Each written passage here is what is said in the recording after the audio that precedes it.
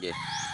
So what's up mga lods? Kung bago ka pa lang sa YouTube channel ko, huwag mong kalimutan na mag-subscribe. So papakita ko sa inyo mga lods kung paano yung manok ko hindi kubra pero gagawin ko yung kubra. So ito pala yung manok ko na may sakit na cancer stage 4. So papakita ko sa inyo mga lods kung gaano kalambot yung buhok na to. Yan o, cancer, may cancer to mga lods. Yan o.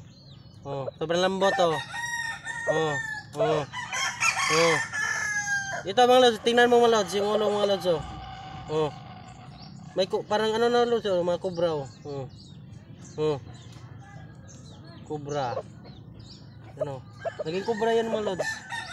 Dahil sa sakit niya na stage 4. Grabe, sobrang lambot to. Grabe. Nakadali na to ng 5 na manok. So, killer na po ito. Yan o, mukha pa lang killer na o. Ano? Samad. Ang samad ba kita? Pakita ko siya yung may sugat ito mga lods. Ito yan mga lods o. Para maniniwala kayo yan. Sugat yan o. So, may sugat yan. Marami pang sugat dito yan o. Basta yun.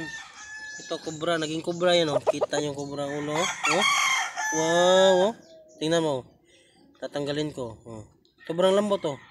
Parang naglalaro ka lang yan Tipos. Tipos, may cancer to, stage 4.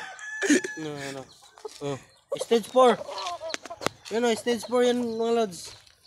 Uminom pa yung uminom pa yung manok ko na may sakit na stage 4.